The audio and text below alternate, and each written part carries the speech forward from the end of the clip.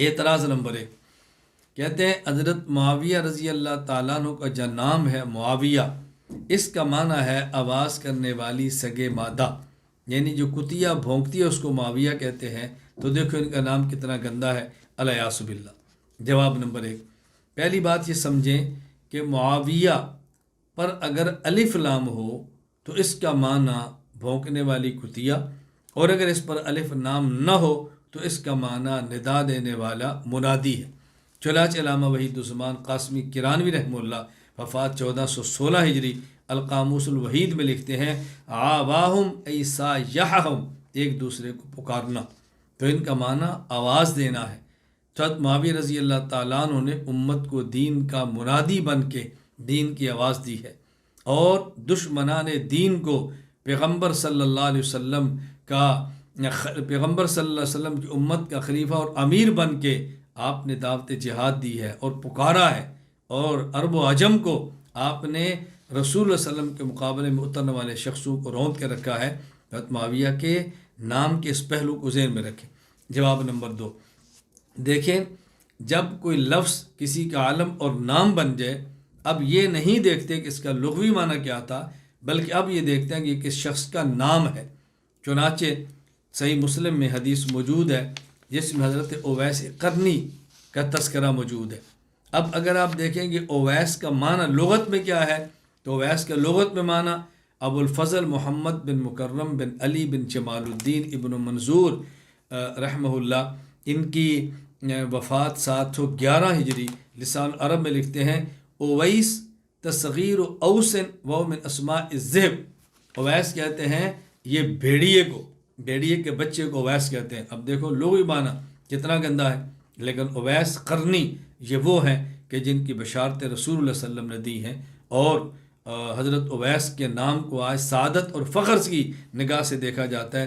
چنانچہ صحیح مسلم میں حدیث موجود ہے، عسیر بن جابر رضی اللہ عنہ فرماتے ہیں ان اہل الکوفۃ وفدوا الی عمر وفیہم رجل ممن کان یسخر باویس، حضرت عمر کی خدمت میں اہل کوفہ کا ایک وفد آیا، اور اس کے اندر ایک ایسا شخص بھی تھے جو حضرت اویس کے بارے میں اچھی رائے نہیں رکھتے، مذاق کرتے تھے۔ فقال عمر رحمہ اللہ حل ها هنا احد من القرنیین، کیا یہاں کوئی قبیلہ قرن کا شخص بھی ہے؟ فجاء ذلک الرجل، وہ شخص آیا اور کہا حضرت عمر ان رسول اللہ، فجاء ذلک الرجل، وہ شخص آیا، فقال عمر، حضرت عمر رضی اللہ تعالی عنہ فرمانے لگے ان رسول اللہ قد قال ان رجلا یاتیکم من الیمن یقال له اویس لا يدعو بالیمن غیر ام له قد کان بی بیاض فدعا اللہ فاذهبه عنه الا موز الدینار او الدرہم فمن لقی منکم فلیستغفر لکم۔ فرمایا کہ رسول اللہ صلی اللہ علیہ وسلم نے بتایا تھا کہ ایک شخص یمن کے اندر ایسا ہے کہ جس کا نام اویس ہے، اور اس نے اپنی ماں کی وجہ سے اس نے یمن کو نہیں چھوڑا، برس کی ان کو تکلیف بھی تھی، اور رسول اللہ صلی اللہ علیہ وسلم نے فرمایا فمن لقی منکم فلیستغفر لکم، جو میں سے اس کو ملے تو اس سے دعا کروائے، اللہ اکبر، اس سے مغفرت کی دعا کرے۔ اب دیکھیں نام کیا ہے، اور اب نام کس شخص کا ہے، تو یہ نہیں دیکھتے کہ اس کا معنی لغوی کیا تھا۔ تو جب کوئی لفظ کسی کا نام بن جائے تو پھر اس کے معنی لغوی کو نہیں دیکھا جاتا، بلکہ پھر مسمى کو دیکھا جاتا۔ جواب نمبر 3، دیکھیں رسول اکرم صلی اللہ علیہ وسلم کی مبارک عادت یہ تھی کہ آپ کے سامنے اگر کوئی شخص آتا جس کا نام ایسا ہوتا کہ جس کا معنی مناسب نہیں تھا، تو آپ اس کے نام کو بدل دیا کرتے تھے۔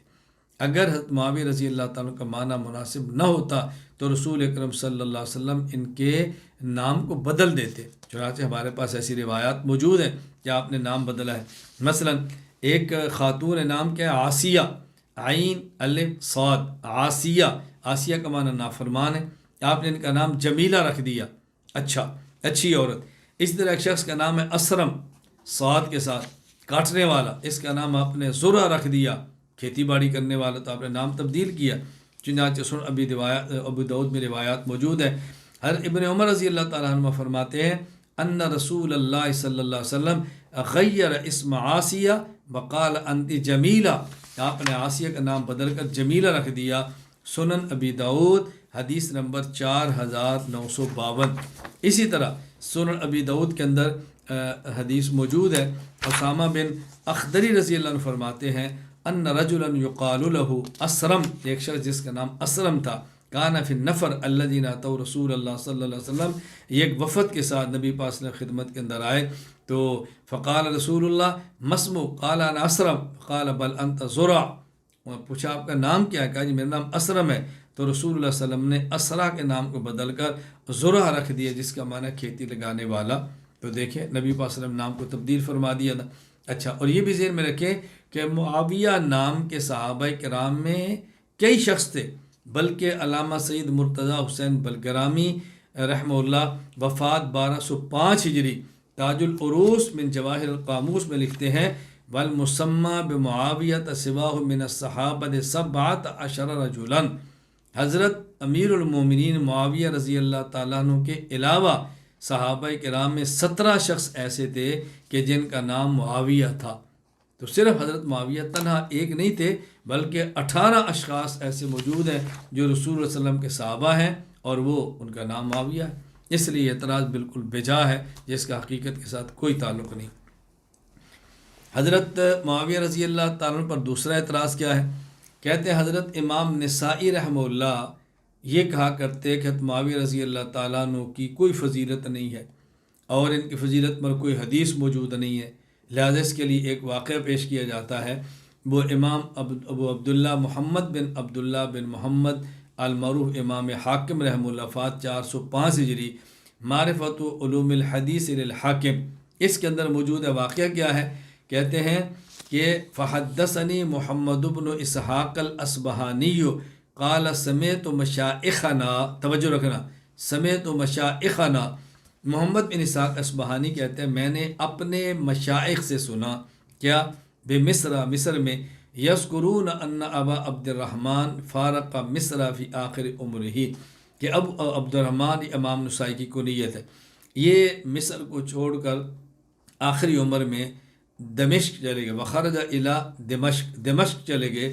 فسئل بها عن معاویہ بن ابی سفیان و معرویہ فی فضائلہ، ان سے معاویہ رضی اللہ تعالیٰ کے فضائل کے بارے میں پوچھا گیا تو انہوں نے کہا لا یرضى معاویہ رأسا براس حتی یفسر، کیا معاویہ اس بات پر خوش نہیں ہے کہ ان کا معاملہ برابر سرابر ہو جائے، چہ جائے کہ تم ان کے فضائل تلاش کرو. کہتے ہیں فما زالوا يدفعون في خصيتيه حتى اخرج من المسجد ثم حصل الى مکہ ومات بها سنة 300 ومدفون بمکہ.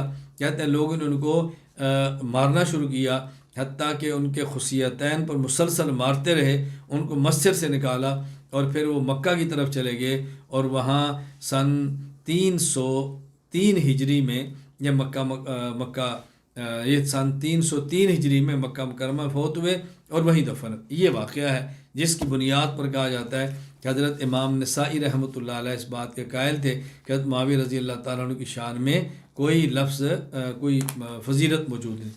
جواب سے بات فرمائے. پہلی بات یہ ہے اس حدیث میں لفظ ہے سمیت مشائخنا، محمد بن اسحاق کہتے ہیں کہ میں نے اپنے مشائخ سے سنا. یہاں راوی کا نام معلوم نہیں، اس کے حالات معلوم نہیں، یہ مشائخ کون ہیں. اگر کسی راوی کا نام معلوم نہ ہو، اس کی ذات مجہول ہو تو کہتے ہیں مجہول العین، اور اگر اس کا نام اور ذات کا پتہ ہو، حالات کا پتہ نہ ہو، اس کہتے ہیں مجہول الحال. تو جو راوی مجہول العین بھی ہو، مجہول الحال بھی ہو، یعنی ذات بھی معلوم نہ ہو، احوال بھی معلوم نہ ہو، ایسے شخص کی روایت قابل قبول نہیں ہوتی اور معتبر نہیں ہوتی. اس پر میں چند ایک حوالہ جات پیش کرتا ہوں.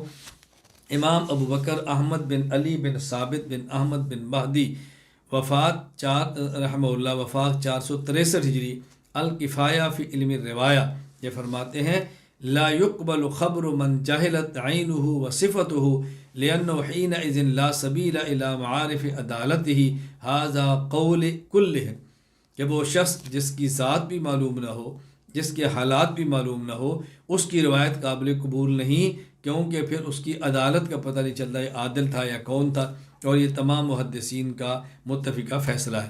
نمبر 2، علامہ محی الدین ابو زکریا یحییٰ بن شرف النووی رحمہ اللہ وفات 676 ہجری التقریب میں فرماتے ہیں روایت مجہول العدالت ظاہرا و باطلا لا تقبل عند الجماہیر. جمہور محدثین کے ہاں وہ شخص کہ جس کی عدالت معلوم نہ ہو ظاہراً اور باطناً، اس کی روایت قبول نہیں ہوتی۔ نمبر 3، علامہ زین الدین ابو الفرج عبد الرحمن بن احمد بن عبد الرحمن المعروف ابن رجب حنبلی رحمہ اللہ، وفات 795 ہجری۔ یہ امام ترمذی رحمہ اللہ کی علل ترمذی کی شرح میں لکھتے ہیں، وَكَذَلِكَ ظَاهِرُ كَلَامِ الامام احمد ان خبر مجہول الحال لا يصح ولا يحتج به۔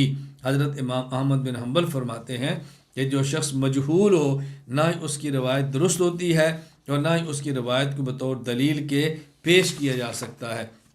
تو ایسی روایت حضرت معاویہ کے خلاف پیش کرنا کہ جو اس کا راوی مجہول الذات بھی ہو، مجہول حال بھی ہو، مجہول حال بھی ہو، یہ انصاف کا تقاضا نہیں ہے۔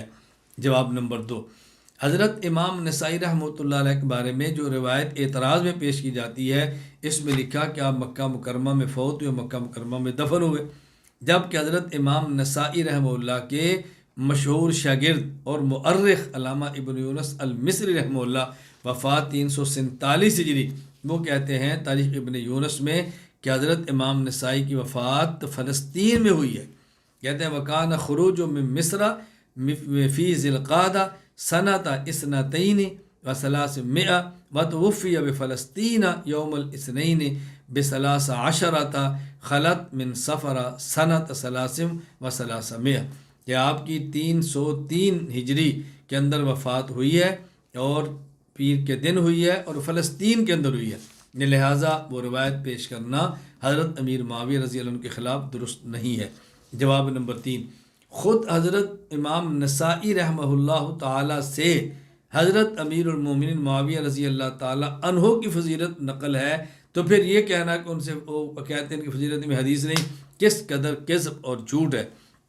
آپ دیکھیں علامہ ابو الحجاج جمال الدین یوسف بن عبد الرحمن بن یوسف المزی رحمہ اللہ وفات 742 ہجری، وفات 742 ہجری، یہ نقل فرماتے ہیں تہذیب الکمال فی اسماء الرجال میں، کہتے ہیں سئل ابو عبد الرحمن النسائی عن معاویہ بن ابی سفیان صاحب رسول اللہ صلی اللہ علیہ وسلم، حضرت امام نسائی سے معاویہ بن سفیان رسول اللہ صلی اللہ علیہ وسلم کے صحابی کے بارے میں پوچھا گیا، فرمایا انما الاسلام کدار لہا باب، اسلام اس گھر کی طرح ہے جس کا دروازہ بھی ہو، فباب الاسلام الصحابہ، اسلام کا دروازہ صحابہ ہے رضی اللہ عنہم، فمن آذى الصحابۃ انما اراد الاسلام، جو صحابہ کو تکلیف دیتا ہے وہ گویا اسلام کو تکلیف دیتا ہے، جو صحابہ کو ہدف بناتا ہے وہ گویا اسلام کو ہدف بناتا ہے، جو صحابہ پر تنقید کرتا ہے گویا وہ اسلام پر تنقید کرتا ہے، کمن نقر الباب انما یرید دخول الدار، جس طرح جو شخص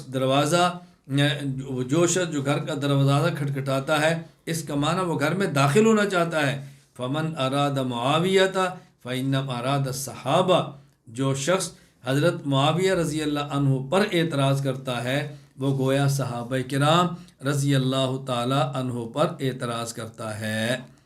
اب دیکھو حضرت امام نسائی خود فرما رہے ہیں کہ حضرت معاویہ پر اعتراض کرنا صحابہ پر اعتراض ہے، اور صحابہ پر اعتراض کرنا اسلام پر اعتراض ہے، اور اسلام پر اعتراض کرنے والا آپ بتاؤ بھلا مسلمان ہو سکتا ہے؟ اندازہ فرمائیں ذرا۔ تیسرا اعتراض، حضور اکرم صلی اللہ علیہ وسلم نے حضرت معاویہ کے لیے بد دعا فرمائی تھی کہ معاویہ کا اللہ کرے پیٹ کبھی نہ بھرے، یہ اعتراض ہے، اور اس کی بنیاد ایک حدیث ہے، ذرا وہ سماعت فرما لیں۔ حضرت عبداللہ بن عباس رضی اللہ تعالی عنہما سے ہے، صحیح مسلم حدیث، باب من لعنہ النبی صلی اللہ علیہ وسلم او سبہ او دعا علیہ ولیس واہلا لذالک کان لہ زکا۔ یہ حدیث صحیح مسلم میں ہے۔ حضرت ابن عباس رضی اللہ عنہ فرماتے ہیں قال کنت العب مع الصبیان، میں چھوٹے بچوں کے ساتھ کھیل رہا تھا، فجاء رسول اللہ صلی اللہ علیہ وسلم فتواریت خلف باب، نبی پاک صلی اللہ علیہ وسلم تشریف لائے تو میں دروازے کے پیچھے چھپ گیا۔ قال فجاء فحطنی خطأۃ، نبی پاک صلی اللہ علیہ وسلم تشریف لائے اور مجھے دونوں شانوں کے درمیان ہلکی سی تھپکی دی، ہاتھ سے، جیسے بچوں کو پکڑ کے تھپکی دیتے ہیں، وقال اذهب ودعو معاویہ، جاؤ معاویہ کو بلا کر لاؤ۔ فجئت فقلت هو یاکل، میں گیا واپس آیا اور میں نے کہا یا رسول اللہ معاویہ کھانا کھا رہے ہیں۔ ثم قال علی اذهب فدعو معاویہ، آپ نے پھر فرمایا جاؤ معاویہ کو بلا کر لاؤ۔ فجئت فقلت هو یاکل، میں پھر میں نے کہا یا رسول اللہ وہ کھانا کھا رہے ہیں۔ فقال لا اشبع اللہ بطنہ، فقال لا اشبع اللہ بطنہ، آپ نے فرمایا کہ اللہ کرے معاویہ کا کبھی پیٹ نہ بھرے۔ ایک بات یہ سمجھ لیں کہ یہ جو 2 بار اگر واپس آئے معاویہ کھانا کھا رہے تھے تو یہ نہ سمجھنا کہ حضرت معاویہ رضی اللہ بہت زیادہ کھانا کھاتے رہے، بڑی دیر لگی۔ حضرت عبداللہ بن عباس بچے ہیں، بچہ تو سپیڈ سے جاتا ہے، سپیڈ سے آتا ہے، کتنی دیر لگتی ہے؟ بچہ تو گیا اور آیا، گیا اور آیا، اور بچے کو تو فکر ہوتی ہے کہ میری کام سے میں کام سے نکلوں اور اپنے کھیل کے اندر پھر دوبارہ شروع ہو جاؤں۔ اس لیے اس کی غلط فہمی کے اندر نہ رہنا کہ شاید بہت طویل تک کھاتے رہے، بہت زیادہ کھا رہے تھے۔ خیر یہ حدیث پاک ہے جو بطور اعتراض کے حضرت معاویہ رضی اللہ عنہ کے خلاف پیش کی جاتی ہے۔ جوابات سے بات فرمائیں۔ جواب نمبر 1، اس حدیث میں کہیں بھی نہیں کہ حضرت عبداللہ بن عباس رضی اللہ عنہما نے حضرت معاویہ رضی اللہ تعالی عنہ کو رسول اللہ صلی اللہ علیہ وسلم کا پیغام دیا ہو اور حضرت معاویہ نہ آئے ہوں۔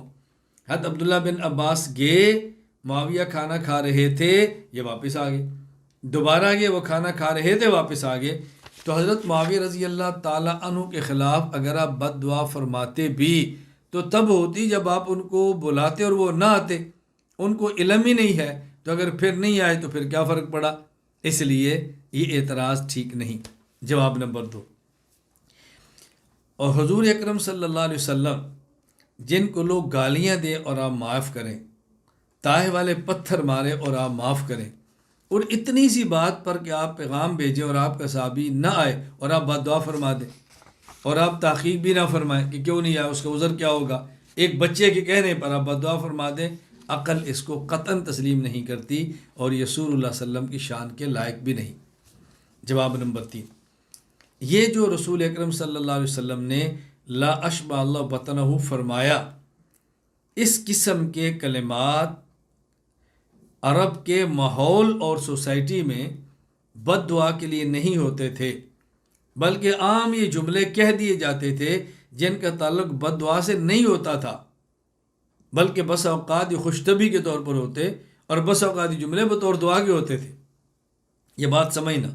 شارح بخاری ابو الحسن علی بن خلف بن عبد الملک بن بطال، وفات 449 ہجری، شرح صحیح بخاری میں فرماتے ہیں ہی کلمۃ لا یراد بها الدعاء وانما تستعمل فی المدح کما قالوا للشاعر اذا اجاد قاتلہ اللہ لقد اجاد۔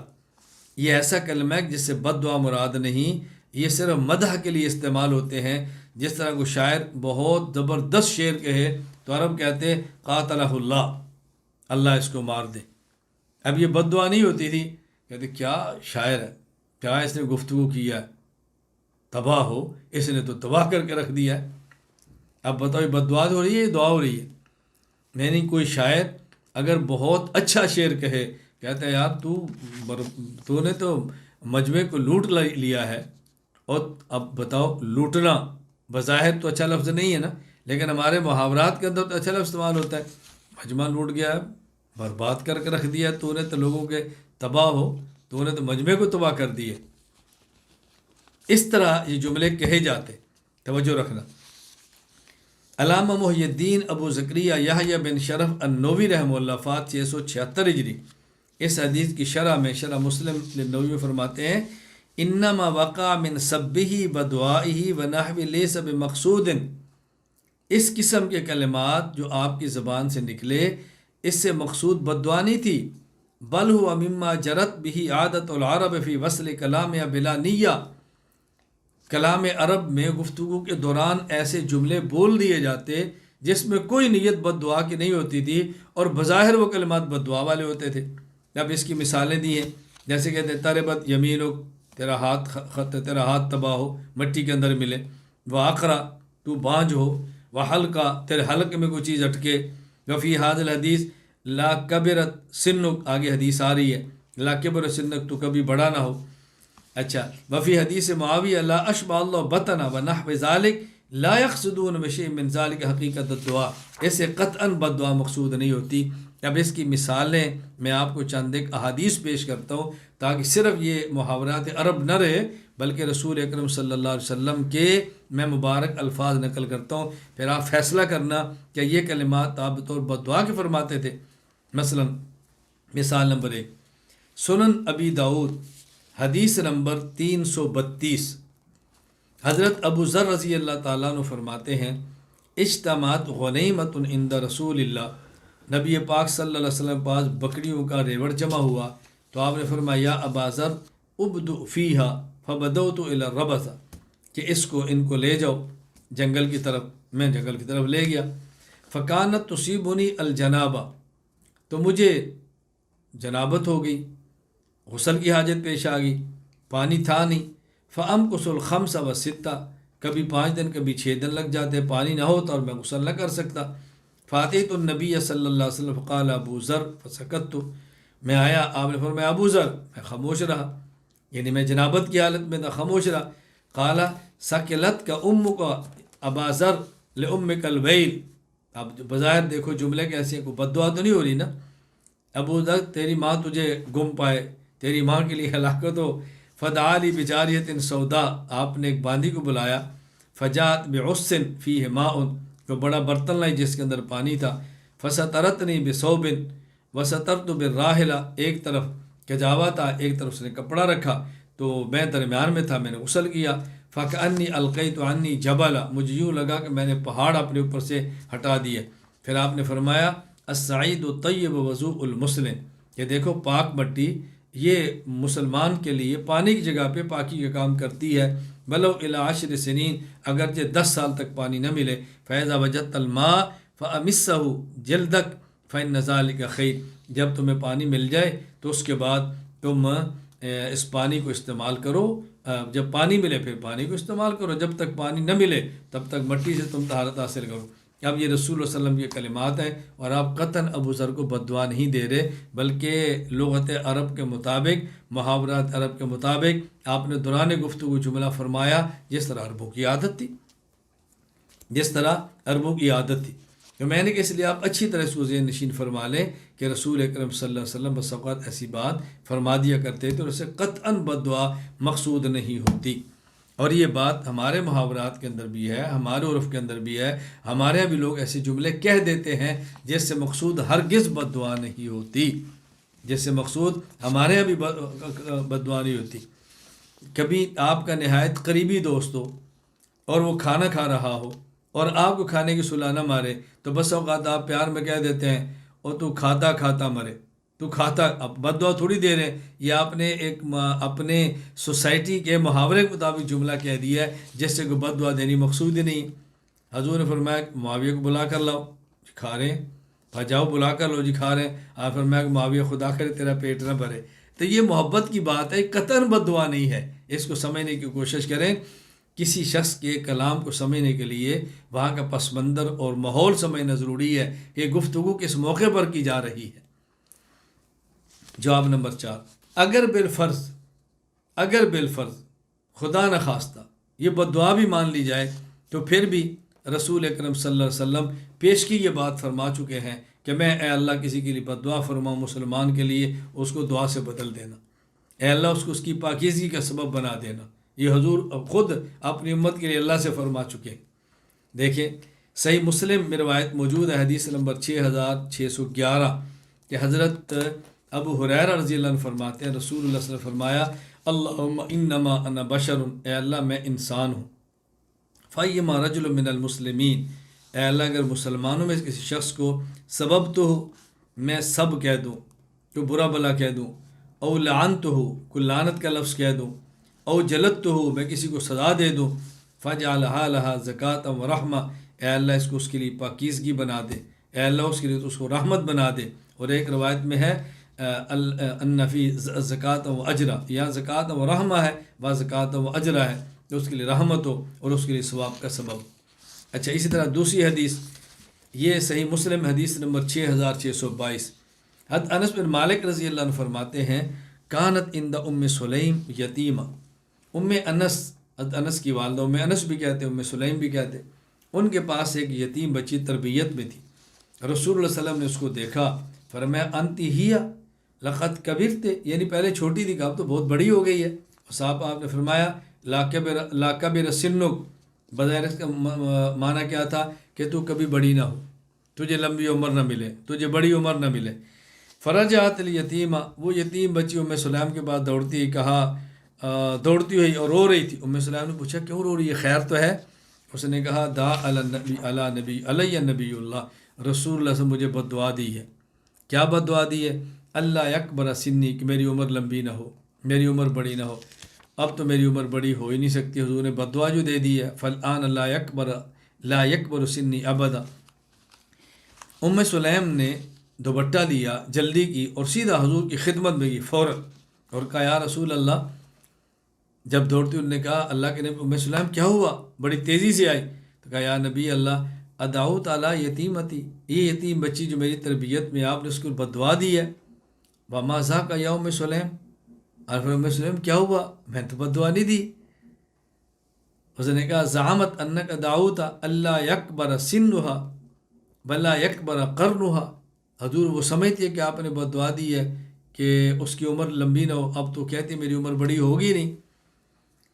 فضحک رسول اللہ صلی اللہ علیہ وسلم، اللہ کے نبی مسکرا پڑے، اللہ کے نبی مسکرا پڑے۔ اب دیکھو جس جملے کو صحابیہ نے بد دعا سمجھا ہے، حضور اس پہ مسکرا رہے ہیں کہ بچی میری بات کو سمجھ نہیں سکی۔ فرمایا یا ام سلیم اما تعلمین ان شرطی علی ربی، تجھے پتہ ہے کہ میں نے اپنے رب سے ایک عہد کیا ہوا ہے۔ وہ کیا؟ اللہ اکبر، وہ کیا؟ فرمایا ان اشتریت علی ربی فقلت انما انا بشر، میں نے اپنے رب سے عہد لیا کہ یا اللہ میں انسان ہوں، ارضا کما یرضی البشر، جس طرح لوگ خوش ہوتے ہیں میں بھی خوش ہو جاتا ہوں، واغضب کما یغضب البشر، جس طرح لوگ غصہ آتے ہیں مجھے بھی غصہ آ جاتا ہے۔ فأیما احد دعوت علیہ من امتی بدعوۃ، اگر میں کسی شخص کے حق میں ایسی بات کہہ دوں جو بظاہر بد دعا ہو، آگے کیا فرمایا؟ لیس لہا باہل ان یجعلہا لہ طہورا وزکاۃ وقربۃ یقربہ بہا منہ یوم القیامہ۔ اے اللہ، لفظ پہ غور کرنا، فأیما احد دعوت علیہ من امتی بدعوۃ لیس لہا باہل، اگر میں کسی شخص کے لیے ایسا جملہ کہہ دوں جو بظاہر بد دعا ہو، اور وہ چونکہ بد دعا کا اہل نہیں ہے، تو کیا کرنا؟ ان یجعلہا لہ طہورا، یا اللہ ان کلمات کو اس کو پاک کرنے کا ذریعہ بنانا، وزکا، اور اس کی اے اللہ تزکیے کا ذریعہ بنانا، وقربتاً، اور ایسی قربت دے دینا کہ جو اس کو قیامت کے دن قریب کر دے، قربت یقربہ بہا منہ یوم القیامہ، اور ایسی قربت بنا دے جس کے ذریعے تو اسے اپنا تقرب نصیب فرمائے، یعنی ایسی قربت ہو کہ تو اس کو اپنے قریب کر لے۔ تو میں نے تو اللہ تعالیٰ سے وعدہ لیا ہوا ہے، میں نے تو اللہ سے عہد کیا ہوا ہے۔ اچھا اب بات سمجھیں، اچھی طرح ذہن نشین فرمائیں۔ حضرت امام مسلم رحمۃ اللہ علیہ اس حدیث کو کس باب کے اندر لائے ہیں؟ امام مسلم لائی اس کو اس باب کے اندر ہے کہ جس سے پتہ چلے کہ حضرت معاویہ رضی اللہ تعالیٰ عنہ کے حق میں بد دعا نہیں تھی۔ کیوں؟ امام مسلم نے باب قائم کیا ہے، امام مسلم نے باب قائم کیا ہے، باب من لعنہ النبی صلی اللہ علیہ وسلم او سبہ او دعا علیہ ولیس هو اہلا لذالک، اگر اللہ کے نبی کسی کو سب و شتم فرما دے بظاہر سب و شتم کے لفظوں، یا آپ کسی پر بد دعا فرمائیں اور بد دعا کا اہل نہ ہو، تو اس کو پاکیزگی ملتی ہے، قربت ملتی ہے، یہ باب قائم کیا اور اس کے تحت حدیث لائے۔ امام مسلم کا اس باب کے تحت اس حدیث کو لانا اس بات کی دلیل ہے کہ حضرت معاویہ رضی اللہ تعالیٰ عنہ کے لیے حضور نے بد دعا نہیں فرمائی، حضرت معاویہ بد دعا کے مستحق نہیں تھے۔ علامہ محی الدین ابو زکریا یحییٰ بن شرف النووی رحمہ اللہ، وفات 676 ہجری، فرماتے ہیں قد فہم مسلم رحمہ اللہ من ھذا الحدیث ان معاویہ لم یکن مستحقا للدعاء علیہ فلہذا ادخلہ فی ھذا الباب۔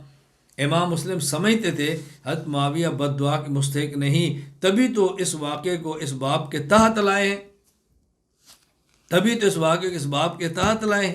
تو حضرت معاویہ رضی اللہ تعالیٰ عنہ کے لیے یہ رسول اللہ علیہ وسلم کی بد دعا نہیں تھی۔ اللہ کے لیے ترس کھائیں اور یوں غلط استنباط نہ کریں۔